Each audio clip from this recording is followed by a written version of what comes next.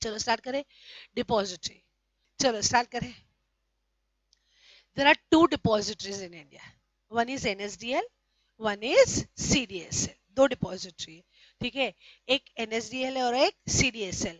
अच्छा, ये कौन है? डिपॉजिटरी है. ये लोग कौन है? डिपॉजिटरी. अच्छा, अगर मैं बोल रही हूँ एक NSDL है, CDSL है, तो ऑब्वियसली उनका बाकड़ा नहीं है इधर बोरीवली स्टेशन पे. ठीक है, सब आंकड़ा डाल के हम NSDL, ऐसा नहीं है बेटा. तो ये NSDL and CDSL obviously it is in the form of company which is registered under which act बेटा? Companies act 2013. समझ रहा है ना? अच्छा, फुल फॉर्म क्या है? National securities depository limited, central services depository limited. तो मैं क्या बोली? मैं गलत बोली? अच्छा, मैं उल्टा बोली. I am so sorry. Central depository services limited. अच्छा, यहाँ पे ये डिपॉजिटरी को तुम कंपेयर करो विथ बैंक का. बहुत लाइट है यार. तुम कंपेयर करो विद बैंक का हेड ऑफिस. कंपेयर करो विद बैंक का बेटा हेड ऑफिस. ठीक है. अगर मैं बोल रही हूँ बैंक का हेड ऑफिस, तुम कभी भी हेड ऑफिस में अकाउंट ओपन नहीं करोगे. तुम कहाँ अकाउंट ओपन करोगे? ब्रांच में. तो हेड ऑफिस के नीचे क्या होगा बेटा? ब्रांच. ठीक है. तो हेड ऑफिस के नीचे होगा बेटा कौन? ब्रांच. यहाँ तक समझा? अच्छा, तो वैसे ही अगर डीमैट अकाउंट ओपन करना है, you can't go directly to depository, you have to go to his agent. मतलब ये कौन हो गया बेटा? प्रिंसिपल हो गया. ठीक है. उसका जो नीचे होता है, एजेंट होता है, वो होता है डिपॉजिटरी पार्टिसिपेंट. अब भी बोला था ना डिपॉजिटरी पार्टिसिपेंट, ब्रेक के बाद समझेगा. तो डिपॉजिटरी पार्टिसिपेंट मतलब तुम्हारा नॉर्मल जहां तुम डीमैट अकाउंट ओपन कर सकते हो. कहां डीमैट अकाउंट ओपन कर सकते हो यार? Who can be depository participant as per SEBI guidelines? Who can be? तुमको क्या लगता है कहां डीमैट अकाउंट ओपन करोगे तुम यार? ब्रोकर के पास. तो डिपॉजिटरी पार्टिसिपेंट कौन होगा? ब्रोकर. ब्रोकर के पास कर सकते हो ना. डीमैट अकाउंट कहाँ ओपन करते हो बेटा? ब्रोकर के पास. ठीक है. या तो कोई बैंक्स के पास भी कर सकते हो, या तो कोई कस्टोडियन के पास भी कर सकते हो. तुम्हारा डीमैट अकाउंट कहाँ है? कि है ही नहीं? कर लो ना. कहाँ है? कौन से ब्रोकर के पास? तेरा कौन सा है? ग्रो है. अच्छा, ग्रो है. ओके. जीरोदा. जीरोदा समझता है? जीरोदा वो भी ब्रोकर ही है. ठीक है. शेर खान सुना है? India Infoline. नहीं, ये सब नहीं सुना है. इंडिया इन्फोलाइन, शेर खान, एंजल ब्रोकर, मोतीलाल ओसवाल. क्या सुना है ये सब? ये सब कौन है? ब्रोकर्स. जहां पे तुम क्या कर सकते हो? अपने डीमैट अकाउंट ओपन कर सकते हो. बट उसको अभी सेबी के लैंग्वेज में क्या बोलेंगे? Depository participant. So who can become a depository participant? Either a broker और बैंक्स और कस्टोडियन. समझा? जहां पे तुम क्या खोल सकते हो? तुम्हारा डीमैट अकाउंट. अच्छा, रिलेशन क्या हुआ between depository and depository participant? Principal and agent. Very good. Who is principal? Who is agent? Depository participant. यहां तक समझा? सो NSDL एंड CDSL क्या हो गया? डिपॉजिटरी. और ये सब angel broker, grow, Zerodha, ICICI securities, HDFC securities, grow, ये सब क्या हो गया? Depository participant. यहां तक समझा? अच्छा, अभी रिलेशन समझा? ये प्रिंसिपल और ये एजेंट. अच्छा, अभी तुम ग्रो ऐप का देखो या जीरोदा का देखो. वो एजेंट है ना, तो ऑब्वियसली उसका प्रिंसिपल कोई ना कोई तो होगा. या तो उसका NSDL होगा, या तो CDSL होगा. आई थिंक ग्रो ऐप का CDSL है. ग्रो का कौन है? CDSL. जिसका ग्रो होगा ना, उसको पता होगा, उसको CDSL से मैसेज आते होंगे. ठीक है. सो यहाँ पे ग्रो इधर आएगा. ठीक है. और उसका प्रिंसिपल कौन है? CDSL. किसी किसी का कौन होता है? NSDL. अभी समझा? मतलब हर एक डिपॉजिटरी के पास एटलीस्ट एक डिपॉजिटरी पार्टिसिपेंट होना चाहिए. अरे एक नहीं है, बहुत है. क्योंकि दुनिया मतलब पूरे इंडिया में दो ही तो डिपॉजिटरी है, NSDL एंड CDS. ब्रोकर्स इतने सारे हैं, तो उनको या तो अपने आप को NSDL का एजेंट बनाना पड़ेगा, या तो उनको अपने आप का CDSL का एजेंट बनाना. यहाँ तक समझा? अच्छा, डन. अभी चलो मान लो क्षितिज, बराबर बोली मैं, ठीक है। क्षितिज के पास, क्षितिज तुझे को फिजिकल अच्छा लगता है? एक minute, sorry sorry sorry sorry sorry, physical share certificate अच्छा लगता है? एक मिनट, बोलने में मिस्टेक हो गया, sorry, I am so sorry. Physical share certificate अच्छा लगता है कि इलेक्ट्रॉनिक अच्छा लगता है, ऐसा पूछ रही थी मैं, इसलिए जोर से मैम बोला तो मेरा रिएक्शन निकल गया, ठीक है। हाँ, मैंने गलत बोला? एक मिनट, मैंने गलत बोला? मैंने गलत बोला? Thank you. बोल, तुझे फिजिकल अच्छा लगता है? फिजिकल अच्छा लगता है कि इलेक्ट्रॉनिक? अरे बोल, फिजिकल नहीं अच्छा लगता? क्यों? अरे बोल क्यों? हाँ,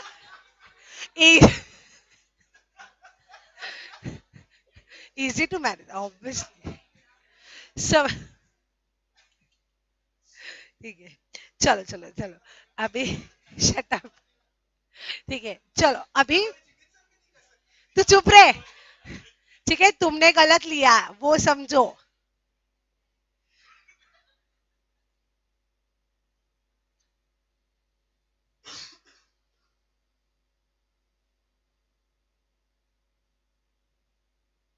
ऋतिका, नहीं सॉरी, क्षितिज का, ठीक है। मैं ड्राइंग में अच्छी हूँ, मेरे को पता है। लड़की, लड़की के बाल ऐसे कैसे होते हैं? लड़का है वो, ठीक है। फ्लेच ऐसा है, अरे नहीं नहीं ऐसा, वो लड़का ही है, ठीक है, इमेजिन कर, ठीक है। अच्छा, उसके हाथ में क्या है? वेरी गुड, मतलब अभी फिलहाल तो उसके पास फिजिकल चेयर्स है, बट उसने बोला हमको फिजिकल अच्छा नहीं लगता, हमको इलेक्ट्रो, तो उसको फिजिकल चेयर्स को किस में कन्वर्ट करना पड़ेगा? Electronic form. तो वो, हाँ, वो प्रोसेस को क्या बोलेंगे? डीमटेरियलाइजेशन। तो तू क्या करने जा रहा है? डीमटेरियलाइजेशन करने जा रहा है, यहां तक समझा? अच्छा, अभी प्रोसेस समझो कैसे होता है। अगर उसके पास फिजिकल शेयर सर्टिफिकेट है ना, मतलब उसका नाम कंपनी के रजिस्टर में होगा, ठीक है। सो एक कंपनी बनाएंगे हम इधर, वेरी गुड। कंपनी के पास क्या है? Register of member. Company maintain करता है ना रजिस्टर ऑफ मेंबर, उसमें ऑब्वियसली उसका नाम लिखा होगा। क्षितिज कहाँ से स्टार्ट होता है? के से? अरे वाह, मेरे को आ गया, ठीक है। के, अच्छा, अभी ऑब्वियसली कुछ तो डिस्टिंक्टिव नंबर होगा, हर एक शेयर्स का एक डिस्टिंक्टिव नंबर होता है, ठीक है। मतलब जैसे फॉर एग्जांपल हर एक करेंसी का कैसे नंबर होता है? करेंसी, तेरे पास है कोई नोट? दे, एक नोट दे, ले लेने का वापस, सर बड़ा वाला देना, 500 वाला दे, कंजूस, ठीक है। फिर भी 100 रुपया, देखो यहाँ पे हर एक करेंसी का एक डिस्टिंक्टिव नंबर है, तो इसका 32776 3। अच्छा, मेरे पास भी सेम 100 रुपए का नोट है, बट सेम नंबर होगा? नहीं, ऑब्वियसली ये इसको क्या बोले, अलग ही होगा ना, इसके लिए उसको क्या बोलेंगे? Distinctive number. सो हर एक शेयर्स का भी एक डिस्टिंक्टिव नंबर होता है। मान लो उसके पास 100 शेयर्स है, तो ऑब्वियसली कैसे डिस्टिंक्टिव नंबर होगा? 1 से लेके 100, ये डिस्टिंक्टिव नंबर एग्जाम्पल। और कितने शेयर्स बोला मैंने बेटा?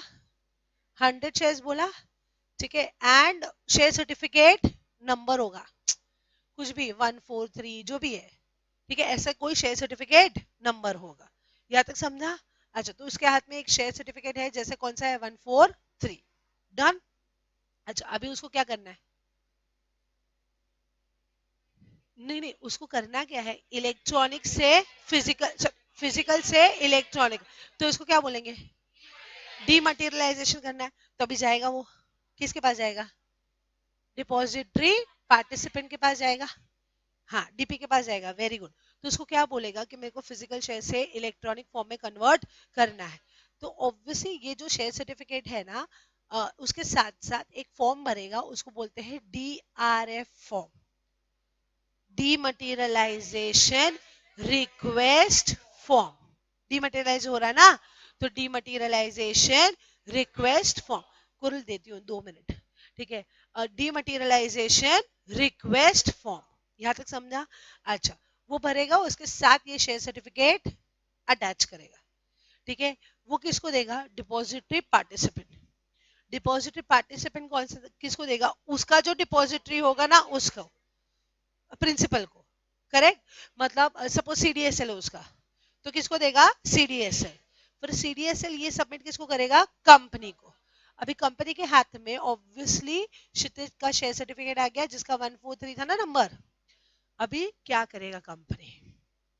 कंपनी ये शेयर सर्टिफिकेट को कैंसिल कर देगा। कैंसिल करता है वो। ठीक है, सो इधर क्लियरली ऐसा लिखेगा बेटा, वो क्या? कैंसिल। अगर शेयर सर्टिफिकेट कैंसिल होता है ना बेटा, तो तेरा नाम क्यों रखेगा वो? तेरा नाम भी कैंसिल हो जाएगा। तो किसका नाम कैंसिल हो जाएगा बेटा? क्षितिज का नाम कैंसिल होगा, और तेरी जगह पे तेरे डिपॉजिटरी का नाम एंटर हो जाएगा। मतलब किसका? सीडीएसएल का। ठीक है, डिपॉजिटरी, मैंने पार्टिसिपेंट नहीं बोला, डिपॉजिटरी का नाम, मतलब सीडीएसएल, प्रिंसिपल का नाम ही एंटर होगा ना, और ऑब्वियसली उसके नाम पे 100 शेयर्स बुक होंगे। समझा? और डिस्टिंक्टिव नंबर निकल जाएगा, क्योंकि अभी वो इलेक्ट्रॉनिक फॉर्म में हो गया है। क्योंकि ये देखो, इसका है डिस्टिंक्टिव नंबर, जब तक ये फिजिकल नोट है, ठीक है, इसको तुम बैंक में डिपॉजिट कर दो, ये इलेक्ट्रॉनिक हो जाएगा, तो उसका डिस्टिंक्टिव नंबर का कोई इंपॉर्टेंस नहीं रहेगा। अरे नहीं समझ रहा है ना? समझा? तो यहां तक समझा? डन हो गया। अच्छा, अभी सीडीएसएल के नाम पे कितने शेयर्स बुक हो गए? 100 शेयर्स। तो अभी ऑब्वियसली क्षितिज बोलेगा, ये मेरा नाम निकल दिया तो मेरे को किधर तो डालो। तो डालने का ऐसा टेंशन मत ले। कहाँ पे? सीडीएसएल भी एक रजिस्टर मेंटेन करेगा। मतलब कौन मेंटेन करेगा? डिपॉजिटरी। डिपॉजिटरी जो रजिस्टर मेंटेन करेगा, उसमें किसका नाम आ जाएगा? क्षितिज का नाम आ जाएगा ऑब्वियसली। और वहां पे शेयर्स, तेरा 100 शेयर्स बुक होगा, बट ऑब्वियसली इधर डिस्टिंक्टिव नंबर होगा ही नहीं, क्योंकि once it is been converted into electronic form, then distinctive number disappears. Obviously share certificate number भी नहीं होगा, क्योंकि वही कैंसिल हो गया। डाउट है? क्लियर है? पूरा प्रोसेस समझा?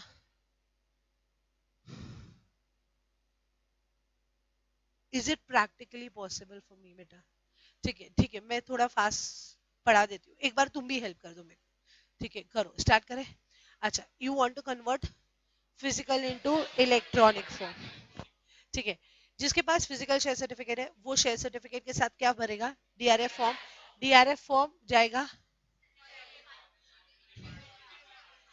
डिपॉजिटरी पार्टिसिपेंट के पास, डिपॉजिटरी पार्टिसिपेंट से जाएगा डिपॉजिटरी के पास, डिपॉजिटरी से जाएगा कंपनी के पास, कंपनी वो शेयर सर्टिफिकेट कैंसिल करेगा।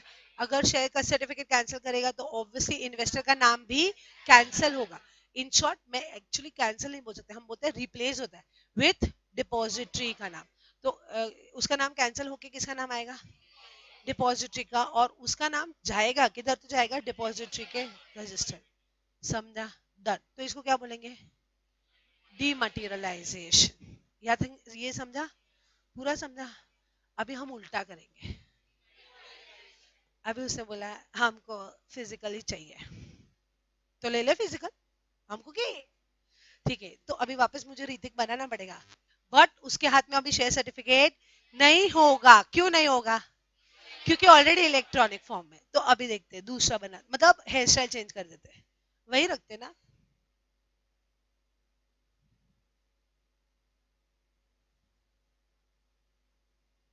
हाँ, हो गया।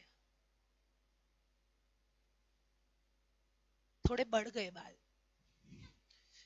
3 महीने के बाद आया ना शायद, इसके लिए हो गया। डन। अच्छा, बट इसके हाथ में फिजिकल शेयर सर्टिफिकेट है नहीं। क्यों? अभी ऑलरेडी इलेक्ट्रॉनिक में हुआ, बट अभी उसको क्या करना है? वापस फिजिकल में करना है। नहीं अच्छा लगा इलेक्ट्रॉनिक, तो फिजिकल। तो उसको क्या बोलेंगे? रीमटीरियलाइजेशन। अभी रीमटीरियलाइजेशन के लिए वापस फॉर्म भरेगा। कौन सा फॉर्म? आरआरएफ। कितने इंटेलिजेंट हो यार तुमको। अच्छा, ये पढ़ा हुआ है? Very good. कहाँ? एसपी में। कंपनी में भी है? तो बोलो ना, मैं थोड़ा फास्ट जाती हूँ फिर। ठीक है, अच्छा अच्छा, ओके। रीमटेरियलाइजेशन का रीमटेरियलाइजेशन रिक्वेस्ट फॉर्म, ये भर दिया। ठीक है, अभी क्या करेगा, वही वही सेम डिपॉजिटरी पार्टिसिपेंट के पास जाएगा। अभी ध्यान से रुसु, अभी मेरे को बोल रहे हैं, ठीक है। डिपॉजिटरी पार्टिसिपेंट के पास जाएगा, यही फॉर्म जाएगा डिपॉजिटरी के पास, यही रिक्वेस्ट जाएगा कंपनी के पास। अभी शांति से सुनो, अभी ठीक है ना, फिजिकल चाहिए तो अभी फिजिकल शेयर सर्टिफिकेट इशू करेगा। बस माय क्वेश्चन इज, ये सेम शेयर सर्टिफिकेट मिलेगा कि अलग मिलेगा? लॉजिक है, क्योंकि वो तो पहला वाला कैंसिल करके कैसा वाइट लगा के मिटाएंगे, ऑब्वियसली नया ही इशू करेंगे। ठीक है, नया इशू करेंगे, मतलब with new distinctive numbers, with new share certificate number. समझ रहा है ना? सो क्षितिज का आएगा ऑब्वियसली डिस्टिंक्टिव नंबर। अभी कुछ अलग कर देते हैं, 501 से लेके 600 तक करेंगे, समझा? ठीक है, 100 शेयर्स ही रहेगा ऑब्वियसली, और डिस्टिंक्टिव नंबर कुछ शेयर सर्टिफिकेट नंबर चेंज कर देते, 840। समझा? डन। अच्छा, ये इश्यू हो गया किसको बेटा? क्षितिज को। डन ना? ठीक है, तो ऑब्वियसली नया शेयर सर्टिफिकेट इश्यू हुआ ना, तो वापस डिपॉजिटरी के नाम हट जाएगा, और बदले में ये कैंसिल कर दो। क्षितिज का आएगा with new distinctive number, that is 501 से लेके 600। शेयर सेम रहेंगे 100 शेयर्स, और शेयर सर्टिफिकेट नंबर चेंज हो जाएगा 840। यहाँ तक समझा? और इधर से नाम क्षितिज का हट जाएगा। हो गया? That is rematerialisation. यहाँ तक समझा ना? अच्छा, अभी मुझे तुम डिफरेंस बता सकते हो बिटवीन डीमटेरियलाइजेशन एंड रीमटेरियलाइजेशन। मैं लिख रही हूँ तो जरा शांति से बताओ। इधर मैं डीमटेरियलाइजेशन लिखूंगी, इधर रीमटेरियल शॉर्ट में लिखूंगी, बट बताओ ये। ठीक है, डीमटेरियलाइजेशन बोलो रे बाबा। Physical into electronic is considered as, तुम पूरा लिखोगे ना, the process of converting physical shares into electronic shares is known as dematerialization. The process of converting electronic into is known as rematerialization. First तो हो गया। सेकेंड, डीआरएफ फॉर्म भरना पड़ेगा इधर, और कोई डिस्टिंक्शन? इधर डिस्टिंक्टिव नंबर होंगे, हाँ, मतलब no distinctive number, no, sorry my mistake, no distinctive number. अरे यार फिर कंफ्यूज हो जाए। नो डिस्टिंक्टिव नंबर, यहाँ पे डिस्टिंक्टिव नंबर। अच्छा, अभी नहीं आएगा, दूसरा नहीं आएगा। तुमको क्या लगता है which is the primary function of depository participant? मतलब वो मेजर काम उसका क्या है? डीमटेरियलाइज करना कि रीमटेरियलाइज करना? मतलब उनका मेन मोटिव तुमको मोटिवेट करेगा क्या करने के लिए? डीमटेरियलाइजेशन, क्योंकि उनका काम वही है ना, डीमैट अकाउंट तो ही अपॉइंट करेंगे, तो ही उनको फायदा होगा ना। ठीक है, तो यहाँ पे डीमटेरियलाइजेशन इज अ प्राइमरी, लिखो, is a primary function and rematerialisation is a secondary function. यहां तक समझा? अच्छा, डन। ये क्या हो गया मेरा? Distinction between dematerialisation and rematerialisation. अभी तक कुछ डाउट है? हाँ बोल बेटा, तेरे को? हाँ, डन, पूरा समझा? सॉरी, नहीं नहीं, ये प्राइमरी फंक्शन, मेन फंक्शन उसका डीमटेरियलाइजेशन है, और ये सेकेंडरी है, मतलब ये इतना इंपॉर्टेंट नहीं है, ये मेन फंक्शन है उसका, डीमटेरियलाइज करना। अच्छा, अभी थोड़ा दिमाग लगा के आंसर दोगे? मुझे बताओ, कंपनी के रजिस्टर में किसका नाम होता है अगर डीमटेरियलाइज हो गया तो? डिपॉजिटरी का होता है ना? ठीक है, तो उसको कौन से ओनर बोलेंगे पता है? Registered owner. उसको कौन सा ओनर बोलेंगे? Registered owner. सो हमेशा याद रखो, कंपनी के रजिस्टर में जिसका नाम होता है ना, उसको रजिस्टर्ड ओनर बोलते हैं। ठीक है, बट मुझे बताओ, हाँ मुझे बताओ, वोटिंग राइट्स, डिविडेंड, फिर बोनस शेयर्स, राइट शेयर्स किसको मिलेगा? डिपॉजिटरी को मिलेगा कि इन्वेस्टर को मिलेगा? तो ऋतिक को, क्षितिज को क्या बोलेंगे? Beneficial owner. क्षितिज को क्या बोलेंगे? Beneficial owner. तो यहाँ पे जिसका नाम, मेरे एग्जाम्पल में ऑब्वियसली जिसका नाम सीडीएसएल में है उसको क्या बोलेंगे? Beneficial owner. और ऑब्वियसली सीडीएसएल को क्या बोलेंगे? Registered owner. यहाँ तक समझा? तो जब भी डिपॉजिटरी में कन्वर्ट होता है ना, डीमटेरियलाइज होता है ना, तो दो ओनर बन जाते हैं। एक रजिस्टर्ड ओनर होता है एंड एक बेनिफिशियल ओनर। रजिस्टर्ड ओनर जिसका सिर्फ सिंपली नाम है, उनको कोई राइट्स मिलता नहीं है, और बेनिफिशियल ओनर जिसको सब बेनिफिट्स मिलता है और राइट्स मिलता है। तो यहाँ पे इन्वेस्टर हमेशा कौन होगा? Beneficial owner. Very good. और डिपॉजिटरी हमेशा क्या होगा? Registered owner. डाउट है? क्लियर है? अच्छा, अभी there are two models of depository. ठीक है, कितने मॉडल्स है डिपॉजिटरी के? ऐसे ये क्वेश्चन आ सकता है, how many models of depository? तो एक तो मैंने करा ही दिया, डीमटेरियलाइजेशन।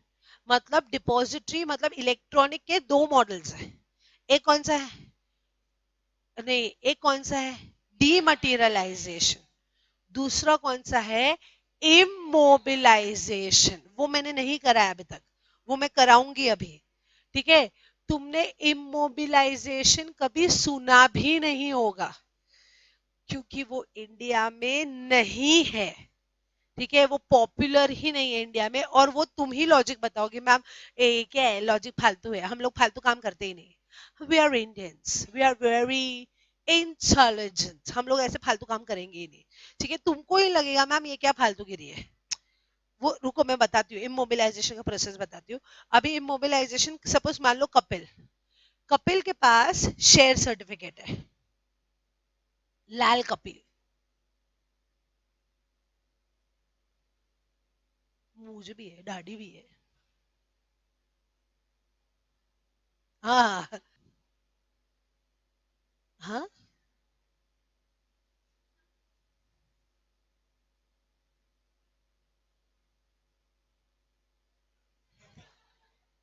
अच्छा है, मस्त है शेयर सर्टिफिकेट।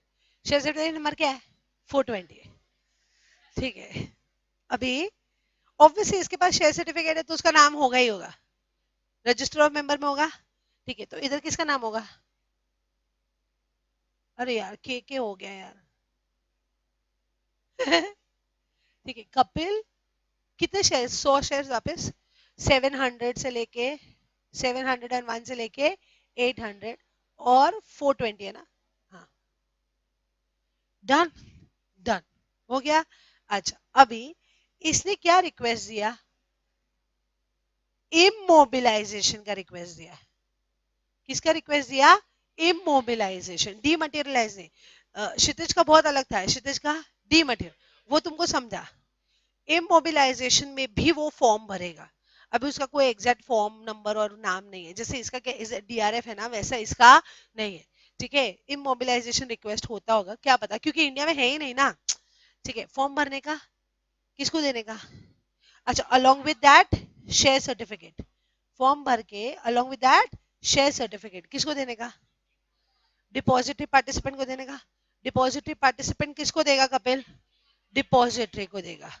अच्छा, अभी डिपॉजिटरी क्या करेगा? रुको, ये क्या है? घर डॉट लॉकर है ये। रिक्की, रिक्की होल नहीं दिखा तेरे को? हाँ, ऐसा राउंड है, अच्छा है, मॉडर्न है, 3D इफेक्ट। चुप रहे, ये नहीं समझा? ड्राइंग समझा ना? वेरी गुड, समझो हाँ प्लीज, ऐसे ऐसे ऐसे मत करो हाँ। हाँ, तू चुप रहे। ठीक है, ये लॉकर है। अभी वो शेयर सर्टिफिकेट क्या करेगा? वो देगा नहीं, लॉकर के अंदर डाल देगा। मतलब इसका जो 420 वाला शेयर सर्टिफिकेट वाला ना, वो किधर डालेगा? डाल दिया, वेरी गुड। और फिर फोन करेगा कंपनी को, कपिल ने इमोबिलाइजेशन का रिक्वेस्ट दिया है। कपिल, फिर वो कंपनी बोलेगा ठीक है ठीक है, डन। मतलब इसके शेयर्स इलेक्ट्रॉनिक में कन्वर्ट हुए कि अभी भी फिजिकल है? अभी भी फिजिकली है। मतलब अब क्योंकि अभी भी लॉकर में शेयर सर्टिफिकेट पड़ा है, तो उसका नाम अभी तक कैंसिल हुआ ही नहीं है। है 100 शेयर्स अभी भी फिजिकल है। फिर मान लो 1 महीने के बाद या 2 महीने के बाद अभी बोनस शेयर्स इश्यू हुआ, तो अभी बोनस शेयर जो इश्यू होगा ना वो कौन से फॉर्म में होगा? इलेक्ट्रॉनिक फॉर्म में होगा। मतलब यहाँ पे है ना, देख डीमटेरियलाइजेशन और इमोबिलाइजेशन में क्या फर्क है? डीमटेरियलाइजेशन में क्षितिज के सारे शेयर्स इलेक्ट्रॉनिक फॉर्म में कन्वर्ट होते हैं, इधर सिर्फ जो सब्सिक्वेंट शेयर्स होंगे ना, सब्सिक्वेंट एंट्रीज होगी ना, वो कैसे होगी? वो इलेक्ट्रॉनिक फॉर्म में होगी, सिर्फ सब्सिक्वेंट एंट्रीज। मतलब इमोबिलाइजेशन का रिक्वेस्ट डाला ना कपिल, उसके बाद वाली जो भी सारी एंट्रीज होगी ना, वो कौन से फॉर्म में होगी? इलेक्ट्रॉनिक फॉर्म में होगी। मतलब जो फिजिकल है ना वो स्टार्टिंग से फिजिकल ही रहेंगे, और फिर बाकी पीछे वाले जो शेयर्स होंगे वो कैसे हो जाएंगे? Electronic form. मान लो कंपनी ने ना 50 बोनस शेयर इशू किया, एग्जाम्पल कपिल को, तो अभी वो जो 50 बोनस शेयर इशू किए हैं ना, वो कौन से फॉर्म में हो गए? Electronic form. मतलब कपिल के पास अभी 150 शेयर्स है, 150 शेयर्स है, बट 150 में से 100 शेयर्स फिजिकल में ही अभी वो पड़े हुए हैं, और 50 शेयर्स है वो बाद वाले शेयर्स हुए ना, वो कौन से फॉर्म में है? इलेक्ट्रॉनिक। ऐसा कौन पागलपन करता है यार कि आधे शेयर मेरे को फिजिकल रखने हैं, आधे शेयर इलेक्ट्रॉनिक करने? ऐसा कौन करता है? और उल्टा महंगा भी पड़ेगा। क्यों? उसको लॉकर का रेंट भी देना पड़ेगा, मेंटेनेंस महंगा पड़ेगा ना फिर तेरे को। एक तो लॉकर का रेंट भी देना पड़ेगा, प्लस डीमैट अकाउंट तो ओपन करना ही पड़ेगा, तो वो डीमैट का भी अलग से पैसा लगेगा। ऐसा कौन पागलपन करता है यार? करना है तो सब इलेक्ट्रॉनिक कर देना, क्यों आधे फिजिकल रख रहा है आधे इलेक्ट्रॉनिक करता है? तो ऐसा कोई करता है नहीं, तो इसके लिए इंडिया में पॉपुलर नहीं है, क्योंकि हम इंटेलिजेंट है, समझ रहा है। तो मुझे डिस्टिंक्शन बता सकते हो? एक डिस्टिंक्शन है ना बहुत भारी है, ठीक है, वो मैं बताऊंगी, बट पहले बाकी के 3 डिस्टिंक्शन बता दो सिर्फ। इमोबिलाइजेशन एंड डीमटेरियलाइजेशन, ये पहला वाला तो बहुत इजी है। यहाँ पे फिजिकल से मतलब ये तो सेम लिखने का इधर वाला, it is a process where physical shares are converted into electronic form. Immobilization में ऐसा लिखने का, only, very good, only subsequent transactions are in, इजी रे, फर्स्ट तो हो गया, सेकंड भी बहुत इजी है, बट सेकंड के लिए ना मैं जगह छोड़ रही हूँ, क्योंकि मुझे सेकंड पॉइंट वही चाहिए जो मैं बता रही हूँ, फिर थर्ड बता रही हूँ पहले, ठीक है। कौन सा पॉपुलर है इंडिया में? क्यों? सस्ता है ना, तो लिखो ना वो सस्ता है। बाद वाले ट्रांजेक्शन, आगे के ट्रांजेक्शन बाद में बताती हूँ, ठीक है, यहां तक समझा?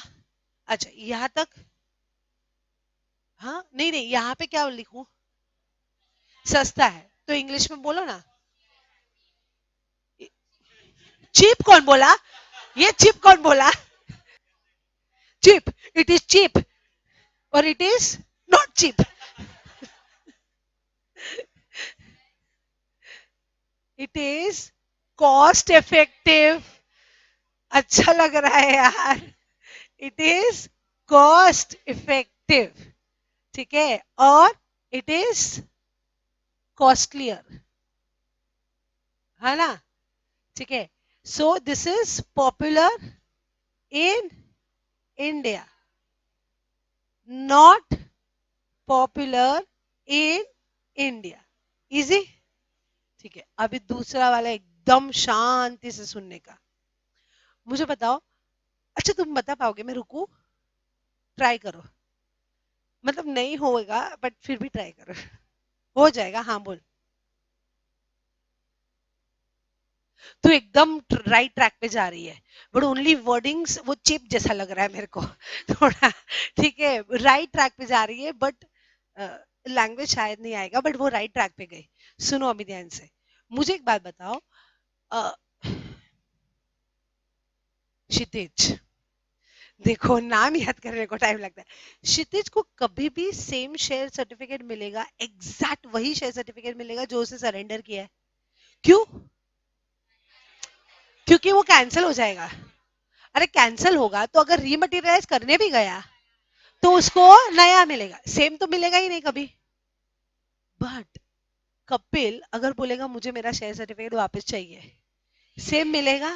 क्योंकि तो लॉकर में रखा है, तो लॉकर खोलो। नहीं नहीं नहीं, पहले लॉकर के पास जाओ, फिर चाबी लगाओ, फिर लॉकर खोलो, फिर निकालो और उसको दे दो। सेम मिला ना उसको शेयर सर्टिफिकेट? हाँ, तो ये मेजर डिफरेंस है। तो बस उसको इंग्लिश में करना हमको। मैं बोलूं कि तुम बोलोगे? अरे तुमको कॉन्फिडेंट नहीं है अपने इंग्लिश में? करो करो, ट्राई करो। यहाँ पे इन्वेस्टर, चलो मैं स्टार्ट करती हूँ। इन्वेस्टर नहीं, पॉसिबिलिटी, पॉसिबिलिटी नहीं है, श्योर शॉट है वो। ये ना मेरे को एक मैं आऊंगी एकदम एडवांस स्टेज पे आऊंगी ना, तभी मैं कॉल ऑप्शन पुट ऑप्शन कराऊंगी। मैंने ना ऐसे ही एक बार क्लास में बोला था, जब भी मार्केट ऊपर होता ना तभी आप कॉल ऑप्शन बाय करते हो। ठीक है, तो एक लड़के को मैंने ऐसे वो बात कर रहा था तो ऐसे ही डांट दिया मैंने। ठीक है, कॉल ऑप्शन कभी बात कर कभी मांगते हैं, तो सॉरी कभी परचेस करते हैं, तो उसने बोला मार्केट ऊपर जाता है। मैंने बोला ऐसा नहीं, इंग्लिश में बोल। बोलता मैम मैं कॉन्वेंट में पढ़ा हूँ ये वो। तो मैं एकदम इम्प्रेस हो गई, अच्छा है। तो मैंने बोला बोल। तो बोलता है when you expect market to get up. फिर मैंने मैंने समझ लिया कौन सा कॉन्वेंट है उसका। ठीक है, ऐसा मत किया करो। ठीक है, बट इंग्लिश में ना थोड़ा टेंशन आ जाता है, बट ठीक है, थोड़ा कंट्रोल में बोलोगे इंग्लिश तो आ जाएगा। ठीक है, बीकॉम नहीं है उतना याद रखो। Investor will receive, will receive new share certificate, ऐसा बोलो। Investor loses the right of receiving the exact share certificate which he has surrendered at the time of entering into depository. Depository है ना, model depository का ही है, समझा ना? सो वापस, investor loses the right to receive, get कौन बोला? To receive. अच्छा, एग्जैक्ट जम रहा है कि सेम जम रहा है? चले, चलेगा ना? अच्छा, मैंने नोट्स में एग्जैक्ट लिखा है तो इसके लिए मैं एग्जैक्ट लिख रही हूँ। तुमको नहीं जम रहा है एग्जैक्ट तो सेम लिखो, चलेगा, उतना चल जाएगा। एग्जैक्ट, अच्छा बाद में दिखा दूंगी, किधर ढूंढ रहे हो, भरोसा रखो मेरे पे। एग्जैक्ट शेयर सर्टिफिकेट तुम ढूंढोगे तो नहीं मिलेगा, क्योंकि नहीं मिलेगा, उसका हेडिंग कुछ अलग ही है। ठीक है, exact share certificate which he has surrendered at the time, अरे यार जगह ही नहीं है यार, at the time of, at the time of entering into depository. समझा कि नहीं समझा? समझा। और यहां पे सेम लिखोगे, बट क्या लिखोगे? Investor has a right, instead of loses a right क्या लिखोगे? Has a right to receive the exact share certificate that is surrendered at the time of entering into depository। तो मैं पूरा नहीं लिख रही हूँ, सिर्फ लिख रही हूँ हैज अ राइट। समझा कि नहीं समझा बेटा? पूरा समझा? ये क्या हो गया? Between dematerialisation and re immobilisation. तुमको पता है कितना कितना हो गया अपना? सुनो, अपना क्या क्या हो गया पहले तो बताओ।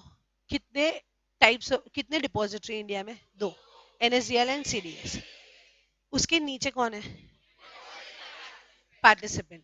ठीक है, फिर हम लोगों ने डीमटेरियलाइजेशन का पूरा प्रोसेस सीखा, हम लोगों ने रीमटेरियलाइजेशन का पूरा प्रोसेस सीखा, हम लोगों ने डिस्टिंक्शन सीखा बिटवीन डीमैट एंड रीमैट, हमने मॉडल्स ऑफ डिपॉजिटरी सीखा, हमने मॉडल्स में दो सीखे, डीमैट एंड इमोबिलाइजेशन में हम लोगों ने दोनों के डिस्टिंक्शन भी सीखे।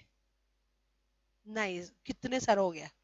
ठीक है, अभी से एक और भी हो गया, सिर्फ मुझे तुमको बताना है कि ये हो गया है। ठीक है, ये समझ में नहीं आएगा। मुझे एक बात बताओ कि यहाँ पे क्षितिज को अलग शेयर सर्टिफिकेट मिला ना, नया मिला ना, with new distinctive number, with new share certificate number, तो वो झगड़ा करेगा? पूछ रही हूँ, झगड़ा करेगा?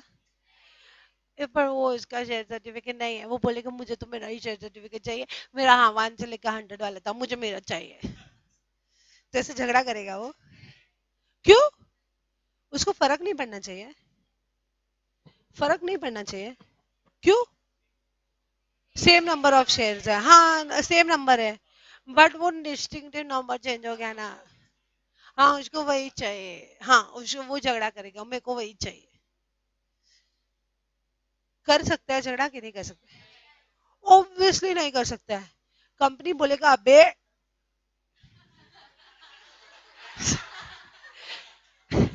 हैंड्स अप,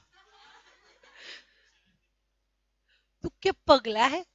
तेरे को 100 शेयर्स चाहिए ना, 100 शेयर्स मिले ना, तो क्या फर्क पड़ता है?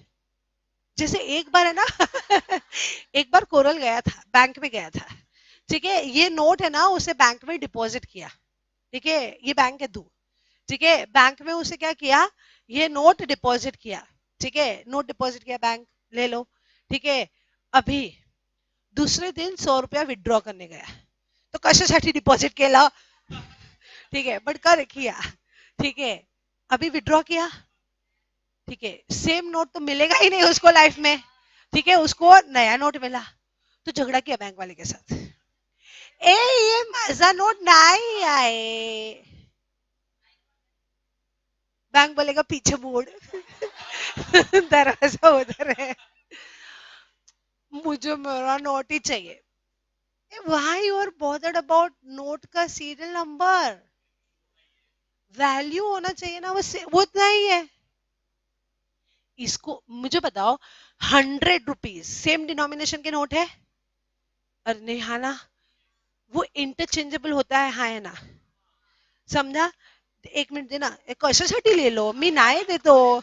हाँ अच्छा, तेरे पास 100 रुपया है, तेरे पास 100, इसकी ये बड़ा आदमी है, इसके पास डायरेक्ट 500 रुपया ही होगा, फिर 100 रुपया है, देख ना एक बार, तेरा किसी के पास नहीं है 100 रुपया, अरे दो ना तो मेरे को कोई तो, ये हाँ है, अच्छा चलो दोनों दोनों, एक एक किसका है, किसका है, ऋतिक का है, ठीक है, ये ऋतिक का नोट है, ये कोरल का नोट है, ठीक है, मैंने ऐसे इंटरचेंज किया, और ये कोरल को दिया, और ये ऋतिक को दिया, बताओ इससे क्या फर्क पड़ा, इन दोनों को क्या फर्क पड़ेगा? तो द डिनोमिनेशन इज सेम, तो obviously the notes of same denomination are interchangeable. The same class of securities are also interchangeable. जैसे नोट्स इंटरचेंजेबल है, जिससे इन्वेस्टर को कोई, सॉरी, इधर कस्टमर को कोई फर्क नहीं पड़ता है, वैसे सेम क्लास ऑफ सिक्योरिटीज भी इंटरचेंजेबल होता है। इसको ये नोट मिला, इसको ये नोट मिला, उससे कोई फर्क नहीं पड़ना चाहिए। नहीं समझा यार? देखो समझा बेटा, ज्ञान मिला बेटा, तो पैसे क्या चीज है, दे दे मेरे को, ये दिए दिए दोनों दिए मैंने, ठीक है, समझा कि नहीं समझा? अरे नहीं समझा यार, समझा, बस इंग्लिश में लिखोगे,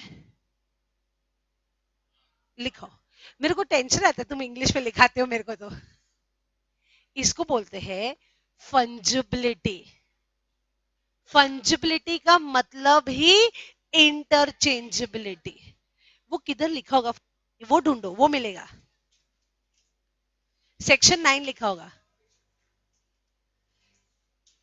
उसमें देखो ना, ग्रेड कौन ए, ग्रेड कौन ए, ऐसा लिखा होगा डायग्राम में, दोनों इंटरचेंजेबल है ना, तेरे को वो थैली मिला या वो थैली मिला, फर्क क्या पड़ना चाहिए, it is one and the same. हाँ इंग्लिश में लिखा पाओगे, as per section 9 of which act, depository act 1996, हाँ बोलो, oh the securities of same class, same class, हाँ, ये वापस बोल, वापस बोल, एक मिनट, ये रॉन्ग बोली शायद, वापस बोल,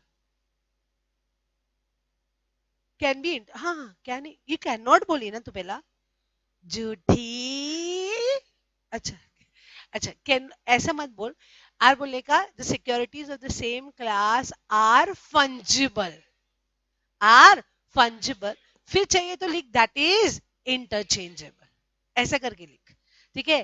तो लिखो इधर सिक्योरिटीज ऑफ, सेम क्लास लिखने का, क्योंकि 100 और 10 का इंटरचेंजेबल नहीं हो सकता है। अरे हाँ ना, सेम क्लास समझता ना, 10 रुपया फेस वैल्यू तो 10 रुपया ही फेस वैल्यू होना चाहिए, ठीक है। फिर वो 10 रुपया फेस वैल्यू और 5 रुपया फेस वैल्यू वो इंटरचेंजेबल नहीं होगा। तो securities of same class are fungible, that is interchangeable. और फिर लिखने का वो ये वाला लाइन, इन्वेस्टर, वो ही लिखा होगा, मैं बोल रही थी ना तुम ढूंढो, नहीं मिलेगा, अभी मिल जाएगा। Investor loses the right of receiving the exact share certificate that you have surrender at the time of entering into depository. Same line इधर से इधर कॉपी पेस्ट करने का, और लास्ट में लिखने का it is like withdrawing money from a bank without bothering about distinctive number. आपको वो करेंसी के नंबर का बॉदर नहीं है, आपको डिनोमिनेशन से बॉदर है। बताओ यार बेटा, डाउट है, क्वेश्चन है, तो 3 पॉइंट्स लिखोगे। First point section 9 of depository act. Second, first में एक मिनट बेटा, एक मिनट में दे देगी फोटो, मेरे को पता है मैं बहुत खूबसूरत है, रुक जा। Securities of the same class are fungible, that is interchangeable. फिर क्या लिखोगे, ये वाला, investor loses the right of receiving the exact share certificate which he has surrendered at the time of entering into deposit। और last में it is just example दे देने का, it is like withdrawing money from the bank without bothering about distinctive number। तो तेरा short note ready हो गया, 4 marks. आया भी था, आया था कि नहीं आया था? आया था, मतलब बहुत टाइम से आया नहीं है, ठीक है, आ सकता है, बहुत टाइम से नहीं आया। फंजिबल भी समझा और एक कॉन्सेप्ट भी समझा है, बट वो तुमको पता नहीं है कि तुमको समझा है। मैं बताती हूँ कौन सा। मैंने सबसे पहला स्टार्ट किया था कि depository is much like a banking system, मतलब डिपॉजिटरी और bank it's a kind of bank only, but फर्क सिर्फ इतना है, ये फंड संभालता है, ये सिक्योरिटी संभालता है। ये फंड्स का सेफगार्ड करता है, ये सिक्योरिटीज का सेफगार्ड करता है। ये फंड्स को इलेक्ट्रॉनिक ट्रांसफर करता है from one account to another account without actual handling of the cash, और ये भी सिक्योरिटीज को ट्रांसफर करता है from one account to another account without actual handling of cash, cash नहीं सॉरी, सिक्योरिटीज, ठीक है। और यहाँ पे ये सेफगार्ड करता है सिक्योरिटीज को, ये सेफगार्ड करता है फंड्स को। ये आता है एग्जाम में, कहाँ लिखा होगा ऐसा क्वेश्चन, ऐसा दिया होगा, आगे होगा, सबसे फर्स्ट पेज पे होगा, bank depository is much like a banking system, ऐसा कुछ दिया होगा। ये बैंक का डायग्राम दिया होगा, ये वाला, ये वाला, हाँ ये पेज, नाम पेज नंबर बोलना, 43 है ये,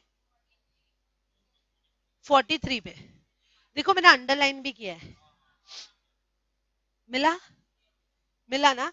और उसमें मैंने ये साइड पे डिस्टिंक्शन भी दिया होगा, दिया है, वो सेम डिस्टिंक्शन मैंने ऊपर पैराग्राफ फॉर्म में लिखा है और इधर टी फॉर्म में, तुमको जैसे जमता है लिखो, पैराग्राफ फॉर्म में चाहिए तो पैराग्राफ फॉर्म में लिखो, अगर टी फॉर्म में लिखना है तो टी फॉर्म बेटर रहता है हमेशा एग्जाम के लिए, ठीक है, टी फॉर्म में लिखो। सिर्फ फर्क इतना, अच्छा एक बार पढ़ो ना,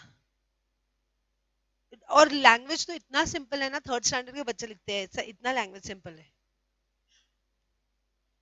क्या है बेटा? हाँ बट लिखा क्या है, first point, hold funds in an account, और यहाँ पे holds securities in an account, फिर to account without actual handling नहीं लिखा है, अच्छा फिर एक मिनट मेरे को मिलना चाहिए, हाँ, transfer funds from between accounts at the instruction of account holder, either transfer securities between accounts with the instruction of beneficial owner। beneficial owner याद नहीं रहता ना तो investor लिख दो, चलेगा, because investor is only the beneficial owner। अरे नहीं समझा, समझा, ठीक है। facilitate transfer without actual handle of money, इधर facilitate transfer without actual handle of securities, accountable for safekeeping of funds, accountable for safekeeping of security. वही चीज लिखा है ना, समझा? तो ये क्वेश्चन आ सकता है, बहुत स्ट्रॉन्ग इंट्यूजन है ये, बहुत पहले आया था, कभी आया था 20 में, 14 में आया था, उसके बाद कभी आया ही नहीं है, समझा? प्लीज, और मुझे पता नहीं बहुत लग रहा है कि ये आएगा, ठीक है? प्लीज ये अच्छे से करके जाना, ठीक है? तुमको पता चला अपने कितने कॉन्सेप्ट्स हो गए, मार्किंग सिर्फ कर लोगे तो पढ़ना समझ में आएगा ना, फिर तुम फोटो ले लो, फिर देखो क्या है। हाँ, अरे हाँ, रुक जा, मार्किंग करने दे पहले मेरे को, ठीक है? इंट्रोडक्शन, 1 मिनट मार्किंग कर लेना, फिर फोटो ले। Introduction not important, introduction just read one, जिसमें 2 डिपॉजिटरी है, एक एनएसडीएल एक है सीडीएसएल। 1 मिनट फोटो बाद में ले बेटा, पहले मार्किंग कर, मार्किंग हो जाएगा फिर ले लेना, मैं बैठी हूं इधर, फिर पेज नंबर पीछे जा, वो बाकी है मेरा, ठीक है? फिर बैंकिंग वाला हो गया, ठीक है? फिर 1 मिनट, मॉडल्स ऑफ डिपॉजिटरी, सुनो, ऐसे याद करने से अच्छा ऐसे याद करो, ये ज्यादा बेटर रहेगा, ठीक है? तो ऐसे याद कर लेना। अच्छा, उसके बाद नेक्स्ट डीपी, डीपी नहीं हुआ ना? अच्छा, नहीं नहीं नहीं, रुको रुको, तो कुछ क्वेश्चंस पूछना बाकी है मेरा, मैं डीपी के लिए क्वेश्चंस पूछती हूँ, रुको, फिर डीपी हो जाएगा, कुछ क्वेश्चंस आ जाएंगे ना इसके बाद। डीमटेरियलाइजेशन का पूरा प्रोसेस हुआ, वो फ्लो चार्ट दिया ना, this is the process of dematerialisation, नीचे रीमटेरियलाइजेशन का पूरा प्रोसेस हो गया, मिला? और किधर फंजिबिलिटी हुआ होगा बेटा? 5050 पे वो हुआ, अभी भी हुआ, रुक जा, पेज नंबर 49 मिला? Rights of depository and beneficial owner and register of beneficial owner, बोला था बेनिफिशियल ओनर का नाम कहाँ लिखा होता है? डिपॉजिटरी, तो वही लिखा है। और रजिस्टर्ड ओनर को कोई राइट्स मिलता है? नहीं, सारे राइट्स किसको मिलते हैं? बेनिफिशियल ओनर, वही लिखा हुआ है। तो ये 2 पॉइंट्स हो गए, ठीक है? और नीचे membership rights in respect of securities held by depository लिखा है ना, वो वापस वही लिखा है, सेम मॉड्यूल के बेनिफिशियल ओनर को सारे राइट्स मिलते हैं, सिर्फ और सिर्फ किसको राइट मिलते हैं? बेनिफिशियल ओनर, समझा? रजिस्टर्ड ओनर को नहीं मिलेगा। तो ये 3 पॉइंट्स हो गए, तुम काफी हो गया ना, अभी ऑलमोस्ट 30-40% चैप्टर हुआ, ठीक है? एक काम करो, कितना डिफिकल्ट था अभी तक? तेरे को मैं समझाती हूँ, कितना डिफिकल्ट था? बेसिक था ना, ठीक है? तो अभी तो और बेसिक ही है, कुछ नहीं, आराम करो, फिर मैं, हाँ, तेरा बोल्ड आउट, मतलब इमोबिलाइजेशन का रिक्वेस्ट दिया ना, उसके बाद जो ट्रांजैक्शंस होंगे ना, वही इलेक्ट्रॉनिक फॉर्म में होंगे, उसके पहले वाले ट्रांजैक्शन फिजिकल ही रहेंगे। अरे वही तो एक मिनट, उसको सब्सिक्वेंट का मतलब बता,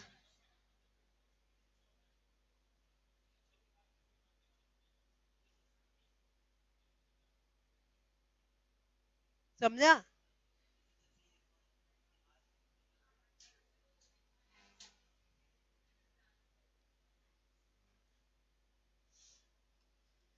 तेरा खून करूं क्या मैं? तेरे को, तूने इमोबिलाइजेशन का रिक्वेस्ट दिया तो तेरे 100 शेयर फिजिकल में थे, बराबर? उसके बाद जो भी ट्रांजैक्शन होंगे ना, 100 के बाद जो ट्रांजैक्शन होंगे ना, वो इलेक्ट्रॉनिक फॉर्म में होंगे, वो फिजिकल ही रहेंगे। हाँ हाँ, 45 पे आओ।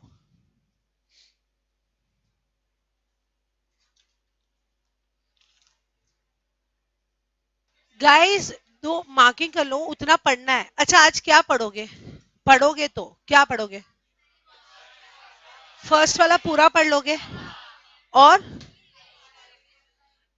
इसका डिपॉजिटरी का जितना मैंने मार्किंग करा है, ठीक है? टाइम नहीं लगेगा, I can bet on it. मैंने, मतलब मुझे ऐसा है कि मैं ऐसा नहीं बोल रही हूँ, बट मैं थोड़ा तो अच्छे से कराती हूँ, तो एटलीस्ट तुमको आधा 60% इधर याद रह जाता है। तुमको जो मेहनत करना है वो 40% करना, कर लो ना प्लीज। ठीक है, और करोगे ना सच्ची से भी मत पाइल अप करो, ठीक है, ईबीसीएल भी मत करो क्योंकि ईबीसीएल है ना बहुत वास्ट। ईबीसीएल स्टार्ट हुआ तुम्हारे को, कौन से स्टार्ट हुआ? कोपरा हो गया, टोपा चालू हो गया, ठीक है। अच्छा, डिपॉजिटरी पार्टिसिपेंट, मैं कुछ क्वेश्चन बोल दूंगी, तुम आंसर दे देना, मेरा प्रोविजन हो जाएगा क्योंकि वो हो गया है और एक एलिजिबिलिटी भी हो गया है, ठीक है। मैं क्वेश्चन पूछते जाऊंगी, आंसर देते जाना। स्टार्ट करूं? डिपॉजिटरी पार्टिसिपेंट कौन बन सकता है? हाँ मैं समझ गई, ब्रोकर, कस्टोडियन एंड बैंक्स, ये बन सकता है। अच्छा, ये थोड़ा डिफिकल्ट होगा। Depository participant is a link between dash and dash. एक मिनट, इन्वेस्टर बोला तुमने, वो करेक्ट है। Company, it is a link between investor and company but through depository, ऐसा बोलने का, because he is an agent of deposit। अभी समझा? अच्छा, the relationship between depository and depository participant is dash and dash, principal and agent। अच्छा, who interacts with the customer? Depository participant, very good। Who opens a demat account? Who safeguard the security? Depository participant। हो गया depository participant का short note, समझा? सो marking कर लोगे बेटा कौन से वर्ड्स है, ठीक है।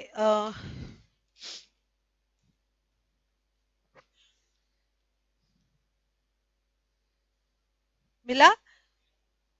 वो मेरे को second third line, the depository system providing a link between company and investor through deposit, लिखा ना, सॉरी फर्स्ट लाइन में लिखा है बेटा, a depository participant is a representative of investor in depository system providing a link between company and investor through depository. Depository participant maintains account balance, वो सब मिला ना बेटा? अच्छा, कौन बन सकता है? वो नीचे लिखा होगा, banks, foreign banks like with approval of RBI, state financial corporation, custodian, brokers. इतना सब याद नहीं रहा तो चलेगा यार, बैंक्स, कस्टोडियन एंड ब्रोकर्स याद रखो, ठीक है। अच्छा, NBFCs, share transfer agent but after complying with the requirement। अच्छा, ये depository participant is also an intermediary which shall be registered with SEBI। सब intermediary should be registered with SEBI। अभी मैंने बोला था पता है, डिपॉजिटरी पार्टिसिपेंट को फॉर्म भरना पड़ेगा ना, फॉर्म तो सबका कॉमन ही है, कौन सा फॉर्म है? फॉर्म है schedule 1, but through through through stock exchange, बोला था ना स्टॉक एक्सचेंज, याद आ रहा ना? स्टॉक, अभी ये स्टॉक एक्सचेंज से लिंक्ड हुआ ना, अकाउंट ओपनिंग और वो सब, समझा? थ्रू स्टॉक एक्सचेंज, बट मतलब स्टॉक एक्सचेंज रिकमेंडेशन देगा ना कि उसको आप लाइसेंस दे दो, तो वो दे देते हैं, ठीक है। उसके बाद वो क्या काम करते हैं वो नीचे लिखा है, फर्स्ट काम सिखाओ। ट्रांसमिशन समझता है? अच्छा, ट्रांसफर का मतलब एक अकाउंट से, अच्छा मैंने सृष्टि को ट्रांसफर किया, मैं जिंदा, सृष्टि जिंदा, दोनों जिंदा, ठीक है, डेथ होता है, हाँ डेथ, डेथ होगा। मतलब अगर सपोज फॉर एग्जाम्पल, रुको रुको, अगर, सॉरी बेटा कपिल, ठीक है, कपिल अभी जिंदा है, ठीक है, कपिल टपक गया, ठीक है, तो सारे शेयर छोटे कपिल के पास जाएंगे, तो उसको क्या बोलेंगे? ट्रांसमिशन। अरे होगा ना, छोटा कपिल होगा ना, अरे हाथ तो बोल, छोटी, छोटा भीम होगा। क्या नाम रखेगा तू? छोटा कपिल, छोटा भीम, डोरेमोन, ठीक है। चलो, ट्रांसमिशन रिक्वेस्ट समझा? अच्छा, उसके बाद एक्ट एज एन, ये तो उसका है। Next, customer interface of depository, मतलब कस्टमर के, कस्टमर का फेस कौन है? Sorry, depository participant is a face for depository, customer के साथ इंटरेक्ट करता है ना, समझा? ये हो गया। उसके बाद next, functions like a bank account opening, facility dematerialisation, instant transfer on पे आउट, ये मैं नेक्स्ट सेक्शन सिखाऊंगी। पे आउट का मतलब T+2 होता है, वो मैं नेक्स्ट सेक्शन सिखाऊंगी, रुक जाओ। उसके बाद credits to investors in IPO, right issue, bonus issue and settle the trades, everything in electronic segment. Electronic segment मेरे को बहुत बार मैसेज आता है मैम इलेक्ट्रॉनिक सेगमेंट का मतलब इलेक्ट्रॉनिक फॉर्म. तो अगर सेगमेंट नहीं समझता है तो फॉर्म लिखो. बट मेरे को ऐसे मैसेज आते तो थोड़ा और लगता है क्या बोलूं मैं उनको. बट ठीक है, इट्स ओके. यहाँ तक समझा? तो मैं क्वेश्चन पूछूं? फॉर्म क्वेश्चन पूछूं? अच्छा, हिंट देके पूछूं कि डायरेक्ट पूछूं? अच्छा, मुझे बताओ अगर इन्वेस्टर को कोई लॉस हो रहा है due to negligence of depository participant who will compensate investor for the loss? DP? पक्का डीपी ना? Wrong. Depository. Because for every act of agent, principal is liable. ये लॉ ऑफ एजेंसी था अपने को? था? नहीं याद आ रहा है? हाँ, तो एक मिनट मुझे बताओ डीपी क्या हुआ? तेरा एजेंट है ना? एजेंट की वजह से अगर थर्ड पार्टी को लॉस होता है तो obviously who is liable? Principal is liable. तो वापस पूछा बेटा, हु विल कॉम्पेंसेट इन्वेस्टर? ये मानते हो? अच्छा, मतलब ग्रो ऐप ने कुछ गड़बड़ किया तो कौन कॉम्पेंसेट करेगा? सीडीएसएल. सीडीएसएल बोलेगा मैं कशासाठी कॉम्पेंसेट करूं? वो तो दे ही देगा इन्वेस्टर को, क्योंकि इन्वेस्टर तो उसको ही जानता है, इन्वेस्टर तो उसके ऊपर ही केस करेगा, तो उसको देना ही पड़ेगा. चलो मान लो उसको इन्वेस्टर को 10,000 भरना पड़ा. किसने भरा है? सीडीएसएल ने भरा. ये 10,000 वो वसूल करेगा कि डिपॉजिटरी पार्टिसिपेंट. अल्टीमेटली वही लायबल है. बट मैंने ऐसा नहीं बोला, मैंने बोला इन्वेस्टर को कौन लायबल है? डिपॉजिटरी. समझा कि नहीं समझा? समझा. वो लिखा हुआ होगा किधर, तो वो कहाँ लिखा है मैं बताती हूँ.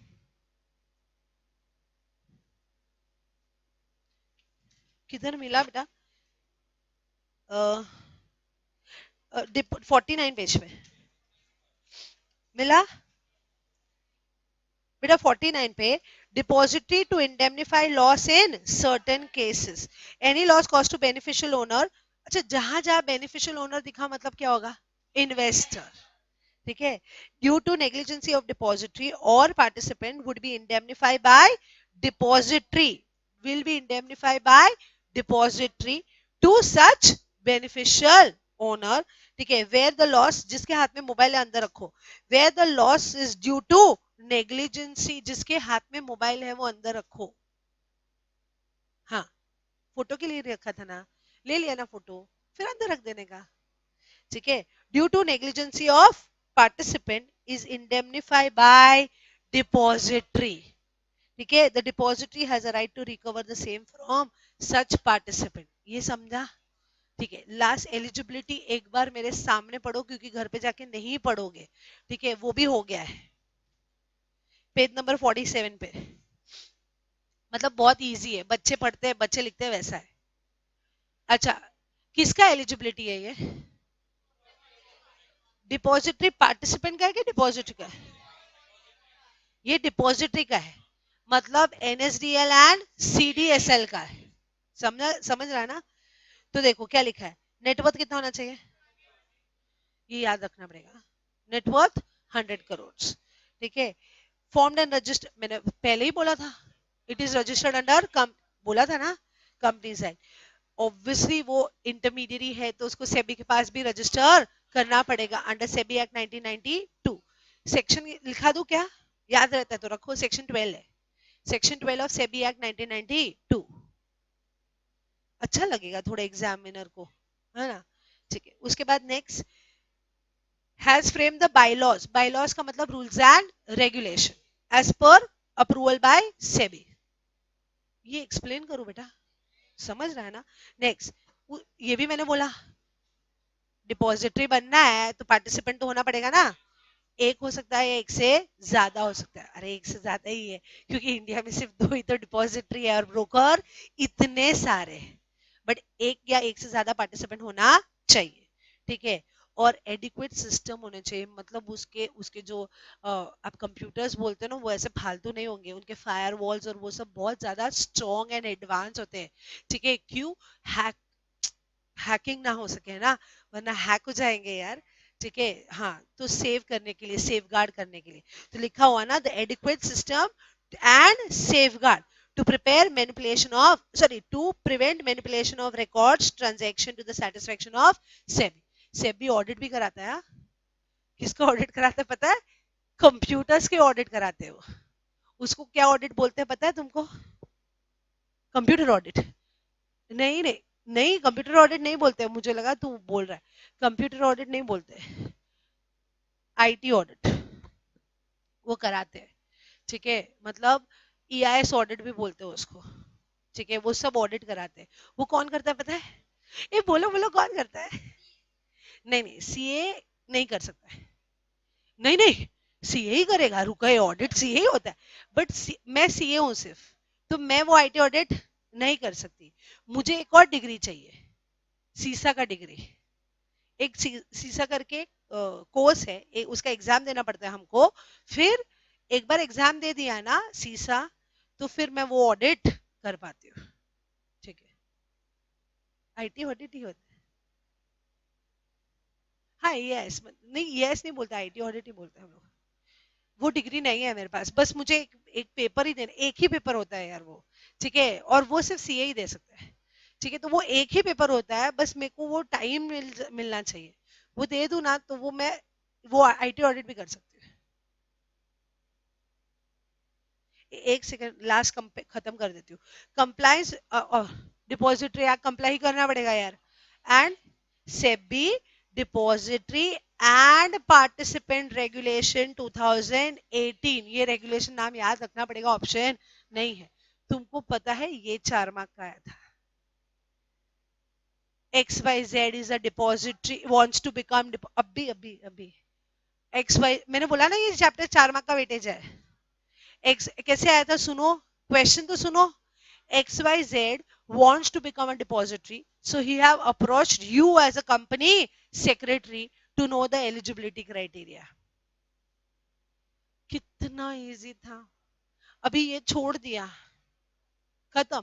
सिर्फ इतना याद रखना, 100 crore, companies act, SEBI act, ठीक है। फिर सेफगार्ड करने के मैनिपुलेशन ना हो, ठीक है। और फिर बायलॉ सेबी के हिसाब से होना चाहिए, और कंप्लाई करने का depository and depository participant regulation. कितना डिफिकल्ट था यार।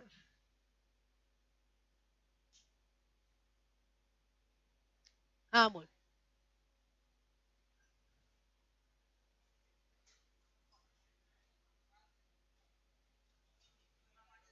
डिपॉजिटरी बनवा માટે